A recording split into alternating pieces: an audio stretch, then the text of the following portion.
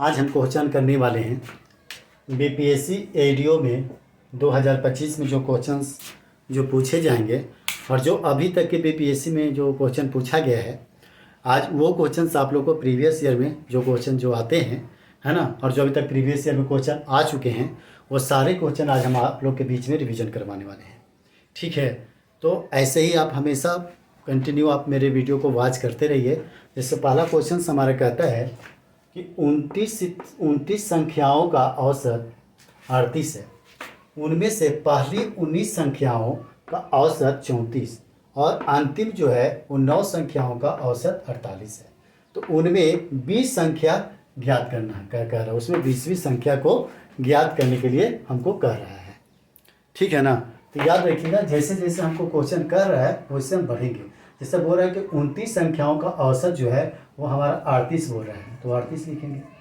ठीक है, उसके बाद बोल रहा है हमको कि 19 संख्याओं का औसत जो है हमारा 34 है, तो 19 संख्याओं का औसत कितना हो गया हमारा 34 हो गया। फिर बोलता है कि 9 संख्याओं का औसत जो है वो हमारा 48 है। ठीक है, तो 9 संख्याओं का औसत क्या हो गया 48 हो गया, है ना।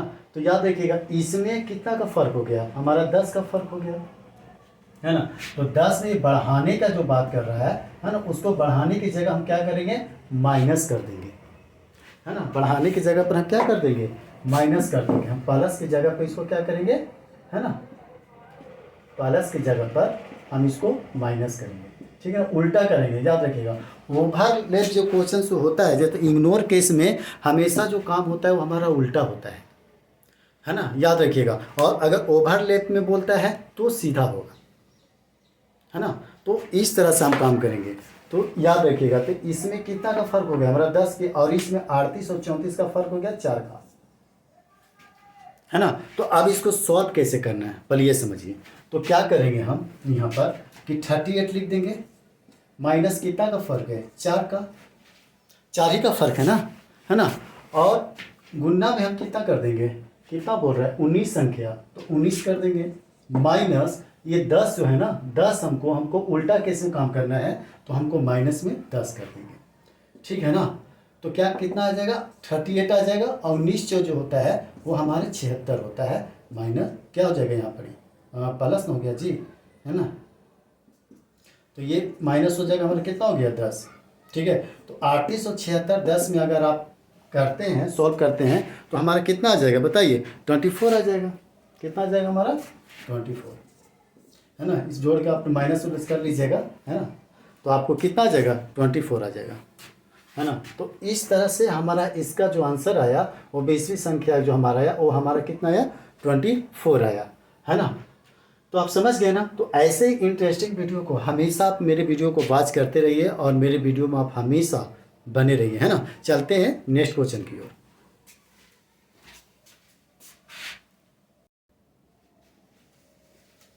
तो देखिए सेकेंड क्वेश्चन हमारा है, कहता है कि 615 सिक्कों में 1 रुपया 50 पैसे और 25 पैसे के सिक्के, ठीक है, शामिल हैं। उनके मूल क्रमशः 3:5:7 के अनुपात से है। ठीक है, तो 50 पैसे के सिक्कों की संख्या ज्ञात कीजिए। तो एक चीज़ आप याद रखिएगा, 1 रुपये का सिक्का, ठीक है, तो 1 रुपये के जो सिक्के हैं उसको क्या हुआ 1 रुपये का सिक्का हमारा 3 हो गया। ठीक है, 1 रुपये का जो सिक्का हो गया वो मान लीजिए हमको 3 हुआ।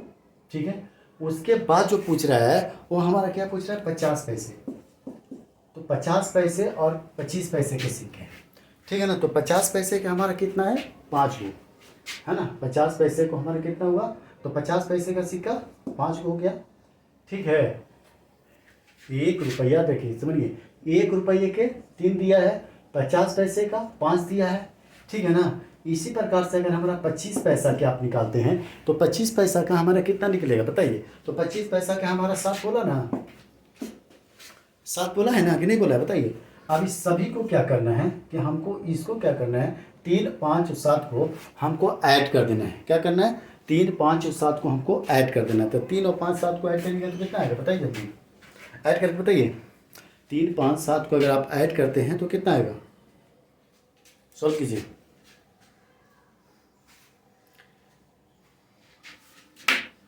अगर 1 रुपया का सिक्का रहेगा 3 गो तो 3 गो हो जाएगा। ठीक है, अगर 50 पैसा का अगर 5 गो सिक्का रहेगा तो क्या होगा? 10 गो। 10 हुआ ना, ठीक है। अब उसके बाद अगर 25 पैसा के 7 गो रहेगा तो क्या होगा बताइए? 25 पैसा के अगर 7 गो रहता है तो क्या होता है बताइए? 28 हुआ, ठीक ना। तब ये सारे को जो है वो क्या करना है, हमको जोड़ देना है। 3, 10 और 28 को अगर आप जोड़िएगा तो कितना आएगा बताइए? टोटल कितना सिक्का हो जाएगा? 8 और 3 11, 3 और 1 4, 41 सिक्के। टोटल हमारा कितना हो जाएगा? 41 हो जाएगा। अब 41 में हमको क्या करना है ना, बोल रहा है कि 615 सिक्के, 615 सिक्का, ठीक है। तो 41 जो है वो हमको 615 में 41 से हमको भागा दे देना है। क्या करना है? 615 में 41 से हमको क्या करना है? भागा दे देना है, गुना 10, ठीक ना। ठीक है, तो अब इसको आप गुना करिए। तो गुना आप करते हैं, सॉल्व करते हैं तो कितना आएगा बताइए जल्दी,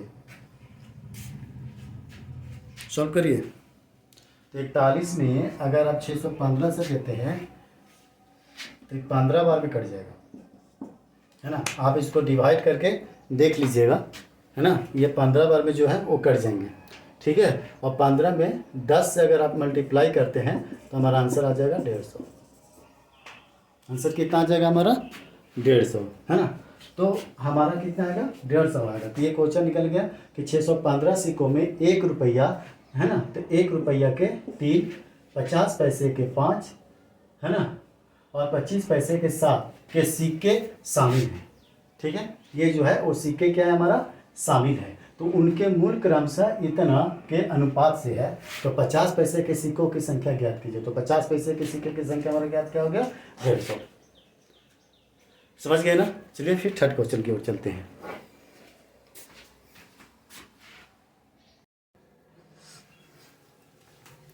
तो चलिए थर्ड क्वेश्चन जो है ना, हम स्टार्ट करते हैं, ठीक है। देखिए आपका क्वेश्चन कहता है ना, थर्ड क्वेश्चन हम स्टार्ट करते हैं। आपका क्वेश्चन है कि किसी हीरे की कीमत उसके भार के वर्ग के कर्मानुपाती है।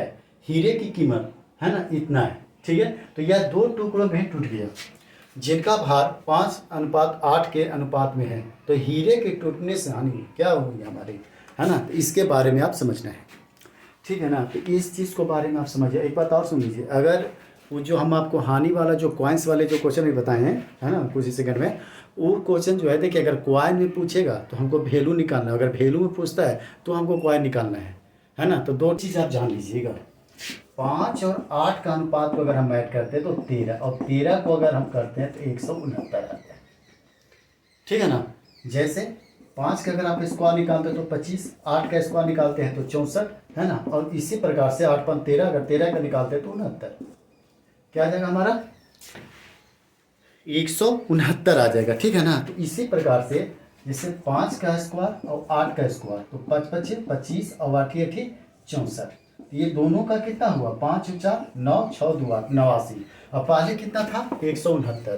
तो 169 जो था वो 89 में 169 का कितना का फर्क हुआ बताइए? 80 का हुआ। 80 का फर्क है ना, बताइए। इसमें हमारा कितना का फर्क हुआ? 80 का। तो 80 का हमारा हुआ, ठीक है ना। जो हमको फ़र्क जो डिफरेंट नज़र आया उसी से हमारा आगे देखना है। तो उसको हमको क्या करना है, अब हम इसको निकालने के लिए हमको एक काम करना पड़ेगा, ठीक है। क्या करना पड़ेगा सो समझिए। देखिए इसको हम इरेज करते हैं, ठीक है। 80 का तो आप देख लीजिए। अब हमको क्या करना है कि ये 87 जो 880 जो है ना, इसको हमको लिख देना है। और उसके बाद कितना का हमारा है? 169 अनुपात में है। उसको हीरे का टूटने कितने की हानि हुई तो उससे 169 हो गया। अब 169 में क्या करेंगे हम? इसको भागा दे देना है, डिवाइड करना है। तो कितना बराबर? इसको काटिए, काटने आता है ना आपको? इसको काट के बताइए कितना कैसे कटेगा?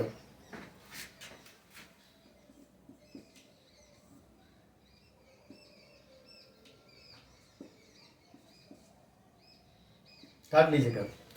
कितना है तुम लोग का बताइए?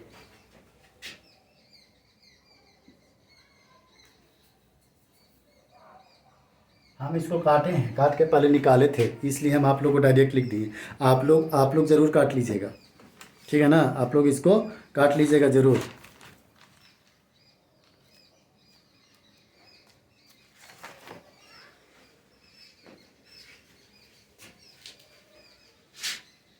ठीक है ना, और उसके बाद क्या करिएगा आप लोग, उसको आगे काटिए। ठीक है, तो 6760 को 13 से, ठीक है, कितना बार में कटेगा बताइए।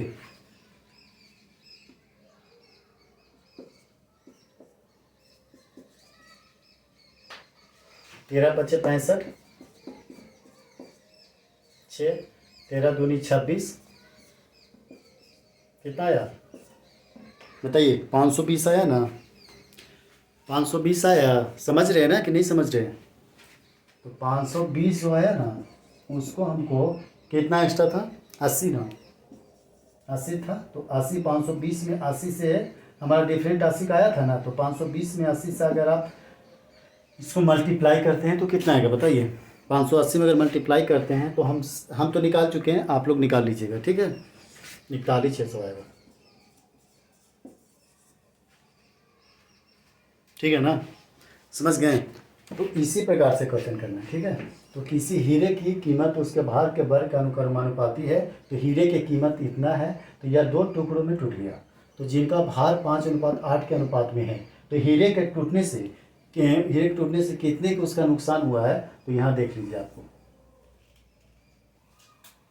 ठीक है ना, ये निकल गया। तो अगर इस टाइप का क्वेश्चन पूछता है तो आप लोग सॉल्व कर लीजिएगा कि नहीं कर लीजिएगा बताइए, कर लीजिएगा ना। चलिए बढ़ते हैं नेक्स्ट क्वेश्चन की ओर आगे।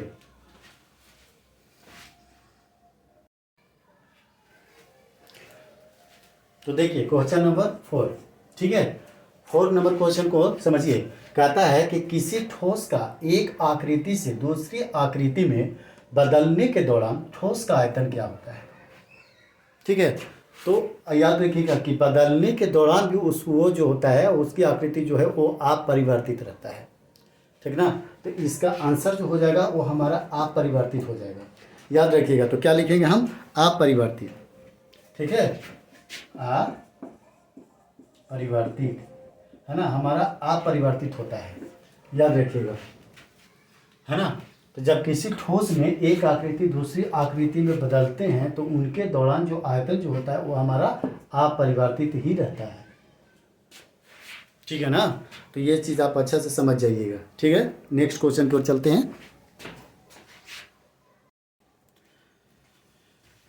देखिए हमारा क्वेश्चन नंबर 5 बोलता है कि वह सबसे बड़ी संख्या जो 450, 450, 577 तथा 704 को विभाजित करने पर शेषफल क्रमशः 9, 10 तथा 11 देती है। ठीक है, तो एक चीज़ आप हमेशा याद रखिएगा, अगर बड़ी से बड़ी अगर कोई चीज़ आपको निकालने के लिए बोले, ठीक है ना, तो समझ जाइए कि ये एचसीएफ कह रहा है निकालने के लिए। ठीक है, और अगर आपको छोटी से छोटी निकालने के लिए बोलता है तो समझिए कि हमारा एलसीएम निकालने के लिए बोल रहा है। ठीक है ना, तो ये चीज़ आप हमेशा जान लीजिए। तो देखिए 450 को क्या बोलता है, इसको सोल्व लिख देते हैं। 450 को 9 से माइनस कर दीजिए और 577 को 10 से, ठीक है, और क्या है 704 को 11 से। आप दोनों को देखिए, 450 में अगर आप 9 को माइनस करते हैं तो कितना आएगा बताइए, 441। 577 में 10 को बताइए कितना आएगा, 567, और 704 में 11 को बताइए जल्दी, 693 आएगा ना। आप देखिए एक चीज़ आप जान लीजिए, अब हम एचसीएफ जो बनाते हैं और जिस तरह हम लोग बचपन में पढ़ते थे एचसीएफ निकालने के लिए, आप उस तरह भी निकाल सकते हैं। ठीक है ना, और नहीं तो फिर जैसे निकालते हैं वैसे निकलेगा, है ना, जैसे आप लोग बचपन में निकालते थे, है ना। और नहीं तो फिर अंतर से ज़्यादा तो कुछ होता नहीं है, एक दूसरे को हमको अंतर देखना है कि अंतर हमारा क्या है ना। अगर अंतर आप देखते हैं तो वो निकल जाएगा, तुरंत निकल जाएगा। तो एक दूसरा में अंतर देखिए, है ना, तो हमारा 126 का अंतर है इसमें, हमारा आंतर क्या है, ये जो है वो 126 का है, ठीक है ना। और ये सारा जो है वो हमारा ऑड है, ये जो है वो सारा हमारा क्या है, ऑड है, समझे ना। तो ये हमारा सारा क्या है, ऑड है ना। तो ऑड जो है वो केवल पूरा नहीं कट पाएगा, पूरा तो कटेगा नहीं, है ना, क्योंकि वो बड़ी से बड़ी संख्या है ना, बोल रहा है ना। तो हमको एक काम कर सकते हैं, जब एक दूसरा का डिफरेंट निकल जाए ना, तो एक को निकालने के लिए हमको और क्या करेंगे, इसका भी हाफ अगर आप चल जाइएगा तो हमारा आंसर जो है वो हमारा आ सकता है ना। तो क्या आ जाएगा, 63, क्या आ जाएगा, 63। तो एक दूसरा में अंतर देखना है, अंतर देखने के बाद जो आएंगे उससे भी हाफ कर देना है ना, क्योंकि ये ऑड है, ऑड के बाद तो हमारा करता नहीं है। तो याद रखिएगा, जब भी हमारा जो 63 आएगा ना, जब 63 आएगा तो यही हमको देगा क्वेश्चन को, समझ जाए। तो ये 63 ही है जो डिवाइड करने पर हमको 10, 9, 10 और 11 देगा, है ना। 63 जो है वो हमको डिवाइड करने पर 9, 10 और 11 देता है। समझ गए हैं कि नहीं समझे, बताइए, समझ गए ना। क्योंकि एक दूसरा में अगर आप अंतर देख लें, अगर वैसे भी आप निकालिएगा तो निकाल लीजिए, डिवाइड हमको यही देगा, 9, 10, 11 से ज़्यादा देगा नहीं, ठीक है। तो हमको निकल गया क्वेश्चन। इसको देखिए, इसको हमको एग्ज़ाम में जो है ना वो शॉर्टकट तरीके से जितना जल्दी से जल्दी हम क्वेश्चन को सॉल्व कर सकते हैं, यही हमको तरीका को सीखना है ना, कि हम एग्ज़ाम में इसको सॉल्व कितना जल्दी करते हैं, समझें। तो जितना जल्दी हम सॉल्व करेंगे उतना ज़्यादा हमको टाइम बचेगा। तो जब भी आपको पूछेगा तो एक दूसरे में अंतर निकाल दीजिएगा, अंतर निकालने के बाद उसका अगर देखिएगा कि ऑड है कि इवन है, क्या है, ठीक है। तो ऑड है तो ऑड में तो आपको कटेगा नहीं, पूरा प्रतिया देखेगा 30 और 63 में तो 9, 10, 11 तो आपको देगा ही। तो इसको भी आप निकाल दीजिए, आंसर हमारा आ जाएगा, है ना। और अगर आप मैथ का स्टूडेंट है तो आप तो भाई इतना अच्छे से जान सकते हैं, अगर इतना भी नहीं कर पाइएगा तो फिर एग्ज़ाम में कैसे दे पाइएगा, ठीक है ना। तो इतना तो जरूर है। चलिए बढ़ते हैं नेक्स्ट क्वेश्चन की ओर।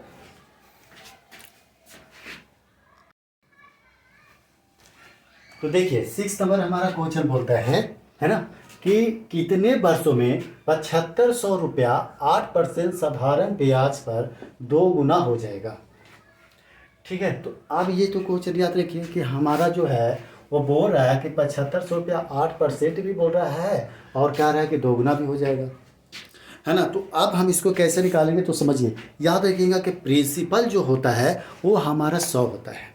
कोई भी अगर प्रिंसिपल अगर आप निकालते हैं तो पूरा पूरी 100 होता है, 100% होता है ना। और उसका अगर 2 गुना बोलता है तो 200 हो गया, है ना। अगर 2 गुना पूछता है तो 2 गुना मतलब 100 का 2 गुना क्या हो जाएगा, 200 हो गया। तो हमारा ब्याज क्या हो गया, 100 का ब्याज हो गया ना। जो भी हम लेके चलेंगे तो 100 का लेके चलेंगे, 100% का, ठीक है।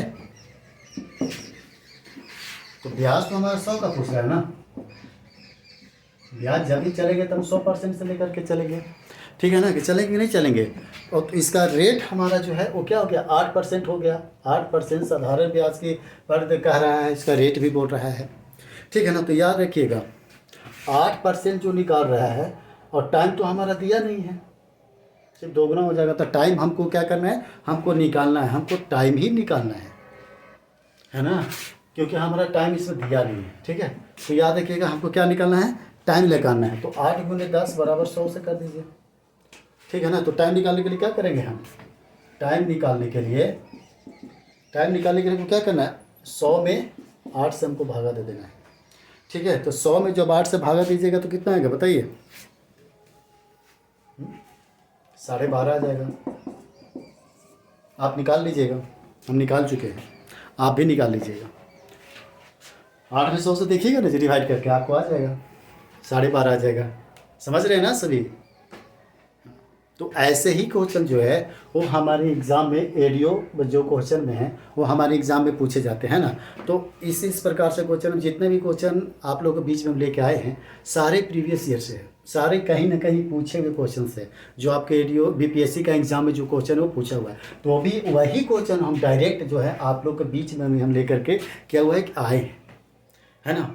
आप लोग के बीच में भी इस क्वेश्चन को डायरेक्ट लेकर के आए हैं, ताकि भी जो है वो एडीओ का जो अभी एग्ज़ाम जो होने वाला है उसमें आपका हेल्पफुल हो।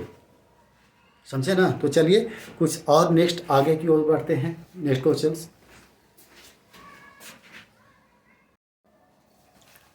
तो चलिए आज सेवन नंबर क्वेश्चन को देखिए, ठीक है। दो संख्याओं का अनुपात 14:25 है, तो यदि उनके बीच का अंतर 264 है तो दोनों संख्याओं में से छोटी संख्या कौन सी है।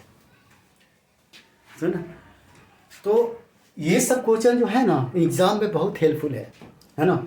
और इसी तरह से क्वेश्चन आता है जो क्वेश्चन कोई जान नहीं है, क्वेश्चन एकदम इजी क्वेश्चन है, ताकि आपको देखने में भले ही लग रहा है, अगर आप सॉल्व नहीं किए होंगे तो आपको भले ही लग रहा है, लेकिन अगर आप बीपीएससी क्वेश्चन को उलट के आप देखिए ना, है ना, जो प्रीवियस ईयर में जो क्वेश्चन पूछे गए हैं वो सारे इस तरह से क्वेश्चन पूछते हैं। और इसको को निकालने के लिए क्या करना है, एकदम ईजी स्टेप, कुछ नहीं करना है, सिर्फ हमको 14-25 का पहले आप अंतर निकाल लीजिए। तो कितना का अंतर है बताइए, 14-25 में कितना का अंतर होगा हमारा, बताइए।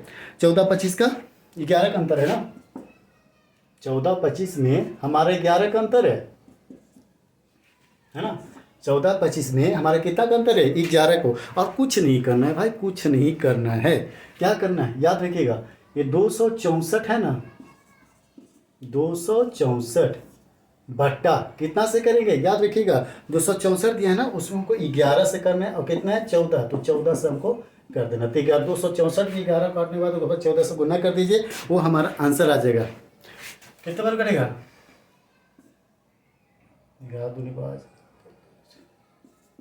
24 निकाल लीजिएगा, आप काटिएगा जरूर। 24 में अगर 14 से आप गुना करिए, 24 में 14 से गुना करिएगा तो कितना आएगा बताइए। 24 में अगर 14 से करिएगा तो गुना कर लीजिए, 4 4 को 16, 2 4 8 1 9, 4 2 1 3, 6 9 4 13, 3 1 4, कितना आया बताइए। 24 में 14 से करें तो कितना आया, 4 4 16, 2 4 8 1 9, 4, अरे 2 ही ना आएगा जी, 2 1 2 होता है, 6 9 4 13, 2 1 3, 336, कितना आया 336 आ गया ना। क्वेश्चन बन गया ना हमारा, क्वेश्चन है कुछ, कोई क्वेश्चन में जान नहीं होता है, ठीक है। बस हमको समझना है कि हमको एग्ज़ाम में कैसे लिखना है, सॉल्व करना है, जितने फास्ट तरीके से करना है, क्योंकि हमको रिवीजन करना है। हमको एग्ज़ाम के लिए हमको क्या करना है, रिवीजन, है ना। अगर आप क्वेश्चन को रिवीजन करके जाइएगा ना तो बहुत बेहतरीन तरीके से आपका क्वेश्चन सॉल्व होगा, समझें। तो दो संख्याओं का अनुपात 14:25 है, तो यदि उनके बीच का अंतर 264 है तो दोनों संख्याओं में से छोटी संख्या कौन सी है। तो दोनों संख्याओं में से छोटी संख्या हमको 14 ना बोल रहा था, तो छोटी संख्या तो हमारा 14 है ना। तो एक दूसरा में अंतर 11 होगा, तो क्या हुआ 264 में 11 गुने 14 से हम मती कर दी छोटी संख्या को लेकर के, उसके बाद जो आया वो हमारा आंसर हुआ, है ना। चलिए फिर नेक्स्ट आगे को बढ़ते क्वेश्चन में।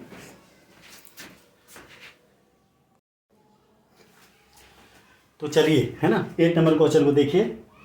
कहता है 8 नंबर क्वेश्चन हमारा कि एक कमरा 8 मीटर लंबा, ठीक है, 6 मीटर चौड़ा और 10 मीटर ऊंचा है, तो कमरे में रखे जा सकने वाले सबसे लंबे खंभे की लंबाई क्या है। तो देख लीजिए, ये जो हमारा है, अब मान लीजिए कि जो कमरा जो है वो हमारा घनाभ क्षेत्र का है, घनाभ शेप का है, घनाभ शेप का ना हो गया, है ना, क्योंकि हमारा पूछा है कि सबसे लंबे खंभे की लंबाई क्या है। तो देखिए फ्रेंड्स एक बात आप सुन लीजिए, हम जो है आप लोग के लिए जो है बहुत बेस्ट क्वेश्चंस आप लोग के बीच में लेकर के आ रहे हैं, और हमको ये समझ में नहीं आ रहा है कि ये वीडियो वायरल होगा भी कि नहीं होगा, है ना, क्योंकि एजुकेशन वीडियो जो है वो बहुत कम देखते हैं कि लोगों को वायरल होता है ना। और उसका ही वायरल होता है जो उस चेहरा फेस वैल्यू जो है ना, वो बीच में अपने बीच में जो है वो बना करके दर्शक के बीच में रखे हुए हैं। तो हमको ये समझ में नहीं आ रहा है कि 100% हमारा फेस वैल्यू कब बनेगा यूट्यूब पे, है ना। लेकिन फिर भी हम आप लोग के बीच में क्वेश्चंस को लेकर के आ रहे हैं, और एक उम्मीद रख रहे हैं कि हमारा जो वीडियो जो है एक न एक दिन वायरल होगा, और आप लोग हमारा इस वीडियो को वॉच करिएगा। तो प्लीज़ आप मेरे इस चैनल को हमेशा ज़रूर सपोर्ट करें और मुझे आगे बढ़ने में मदद ज़रूर कीजिएगा, है ना, कि हमको वॉच टाइम अगर आप पूरा हो जाता है तो मेरे चैनल जो है मोनेटाइज हो जाएगा, है ना। तो प्लीज़ आप मेरा हेल्पफुल प्लीज़ मुझे वीडियो को बना दीजिए, है ना। तो चलिए आगे की ओर बढ़ते हैं। तो याद रखिएगा, अगर इस तरह से क्वेश्चन आता है कि एक कमरा में 8 मीटर लंबा, 6 मीटर चौड़ा और 10 मीटर ऊंचा है, तो कमरे में रखे जा सकने वाले सबसे लंबे खंभे की लंबाई। आप देखिए, आपको लंबाई बनाने के लिए हमको इस चीज़ को आप पढ़े होंगे, लंबाई, ठीक है ना, ठीक है ना, लेंथ, ब्रेथ और हाइट, ठीक है। इस फार्मूला पे जो है वो हमको क्वेश्चन को जो है वो हमको सॉल्व करने हैं, ठीक है ना। तो आप रख लीजिए, जो पूछा है वो 8, 6 और 10 जो पूछा है वो आपको रख देना है। तो 8, 6 और कितने हैं 10। अब इसको सारा का स्क्वायर निकाल दीजिए। तो 8 या कितना होता है 64, 6 36, 10 10 100, है ना। अब इस दोनों को जोड़िएगा, ये दोनों 64 36 100 को जोड़िएगा तो कितना आएगा बताइए जल्दी। 200 आएगा ना 200। और 200 के अगर आप तोड़ते हैं तो कितना आएगा, देखिए नीचे दिखाई देगा कि नहीं दिखाई देगा, हम नहीं जानते, क्योंकि हम वीडियो बना रहे हैं ना, कहाँ तक हमारा सेप दिखाई दे पा रहा है वो हम नहीं जानते, लेकिन फिर भी हम अपना साइड बना दे रहे हैं, ठीक है ना। तो 200 का क्या, अगर 200 का आप तोड़ेगा तो क्या हो जाएगा, 2 × 100 में आप तोड़िएगा, ठीक है ना। तो 100 × 300 हमारा कितना आ जाएगा बताइए, कितना आएगा 10√2 आंसर, है ना। एकदम इजी से इजी क्वेश्चन है फ्रेंड। अब एकदम हम ज़बरदस्त तरीके से आप लोग को हम क्वेश्चन आप लोग को बीच में करवाएंगे, है ना, ताकि आप लोग का ये वीडियो जो है आपको हमेशा हेल्पफुल बना रहे, ठीक है ना फ्रेंड्स। तो समझ में आ रहा है ना। हम आशा करते हैं कि आप मेरा वीडियो जो है आप लोग को, जो हम ये आप लोग प्रीवियस ईयर जो क्वेश्चन करवा रहे हैं वो आप लोग बहुत बेहतरीन तरीके से आप लोग को समझ में आ रहा होगा, ठीक है ना। तो चलिए बढ़ते हैं नेक्स्ट क्वेश्चन की ओर और आगे देखते हैं, ठीक है।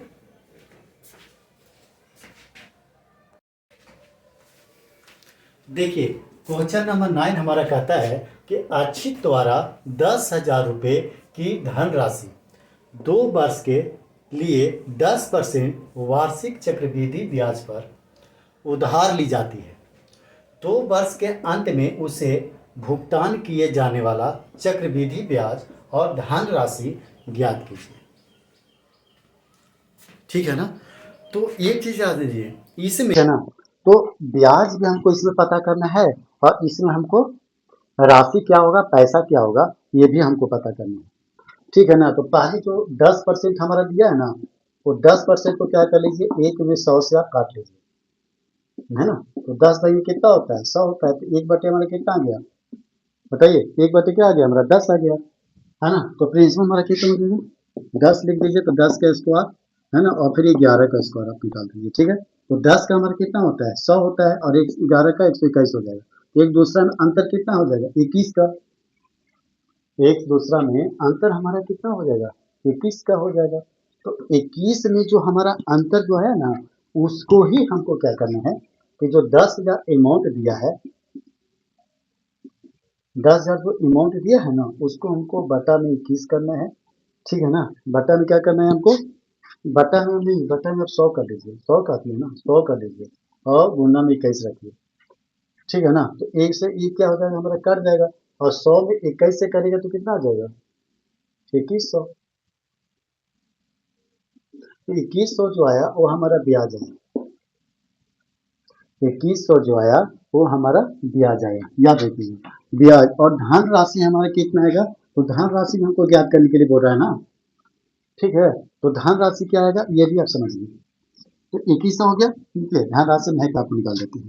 तो आपको क्या करना है कि 2100 में ये 10,000 रुपया जो दिया है ना, 10,000 को ऐड कर देना है। तो 21 को अगर आप ये इससे करिएगा तो कितना आएगा, इतना आ जाएगा, आ जाएगा ना। तो वही हमारा क्या हो जाएगा, हमारा धन राशि हो जाएगा 121, है ना। तो 121 जो हमारा हुआ धन राशि हुआ, और 2100 जो हुआ हमारा ब्याज हुआ, है ना। तो आप लोग को वीडियो हेल्पफुल लग रहा है ना, बताइएगा जरूर आप लोग कि हमारा वीडियो हेल्पफुल आप लोग को लग रहा है कि नहीं लग रहा है। तो ये हमारा ब्याज हो गया, ये हमारा ये हो गया, ठीक है ना। तो बस हम अपना क्वेश्चन जो है अभी यहीं पे 9 पे आपका हम एंड करते हैं, 9वां नंबर क्वेश्चन पे। फिर हम मिलते हैं आपको अगले वीडियो में, है ना। तब तक के लिए धन्यवाद, थैंक यू। और जरूर आप मेरे इस वीडियो में बनिएगा और मेरा वीडियो का बात जरूर करिएगा, है ना। ऐसे ही इंटरेस्टिंग क्वेश्चन को हम आप लोग के बीच में बीपीएससी एडीओ के जो 2025 एग्जाम होने वाले हैं वो हम कंटिन्यू वीडियो लाते रहेंगे। तब तक के लिए धन्यवाद, थैंक यू।